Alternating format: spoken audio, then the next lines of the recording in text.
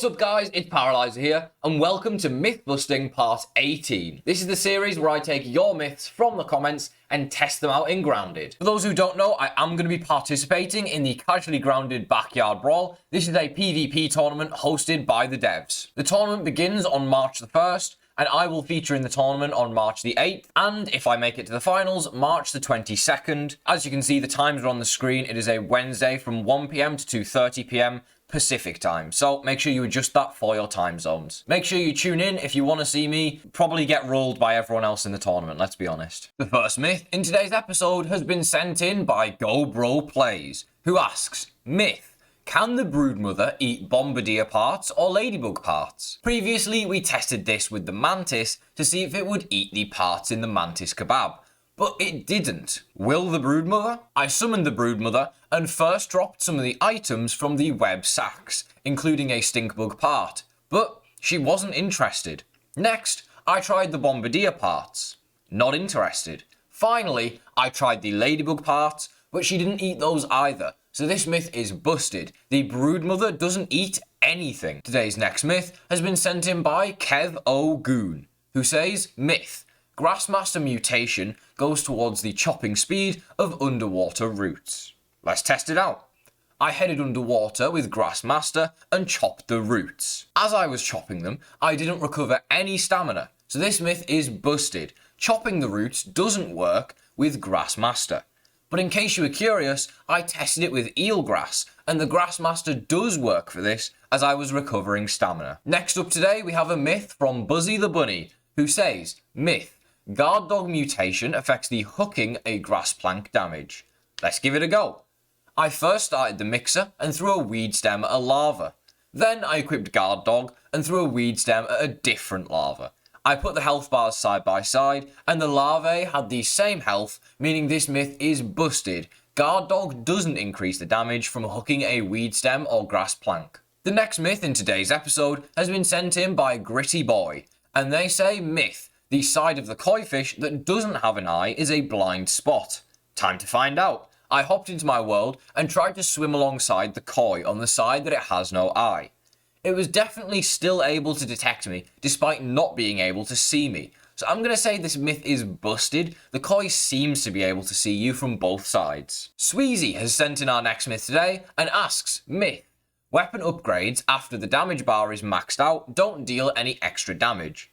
Now, technically, none of the bars max out at level 8, so I grabbed a Club of the Mother Demon level 7, 8, and 9. The level 9 bar is maxed out, but the gap between the damage bars for level 7 and 8 is much bigger than the gap between 8 and 9.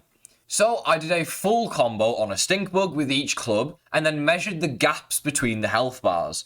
The gaps between the level 7 and 8 health bars was the same as 8 and 9, so this myth is busted. Despite the damage bar being full, the additional damage is definitely still added to the club. Our next myth today has been sent in by Paintball King, and they ask, myth, when the tiger mosquitoes hit you, they heal more than normal mosquitoes. Let's find out.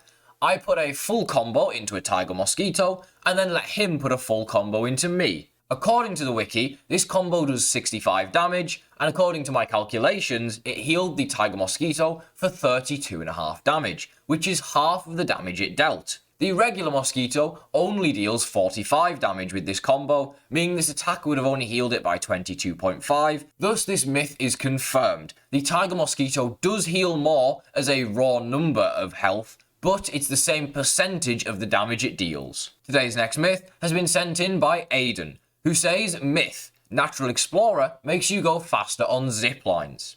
I took a long zip line both up and down with Natural Explorer. After timing it, it took the same amount of time with and without Natural Explorer, both going up and down the zip lines, so this myth is busted. Natural Explorer doesn't affect your travel time on zip lines. The next myth today comes in from Susbus, and they say, myth, throwing grass at any bug will always stun it. Time to find out. I grabbed a grass plank and threw it at an ant. It didn't even stun it on the first hit. I also tried it with weed stems, but this didn't stun the bug either. So this myth is busted. Throwing grass or weeds at any bug won't always stun them. Next up today, we have a submission from Philip, who says, myth, does the power droplet work with Whittle Wizard? Now, the only buff from Whittle Wizard that would work is the Phase 3 Mastery bonus, which makes it so that the staff attacks apply a buff that reduces the stamina cost of attacks by 50%. Let's find out if it works with the fists.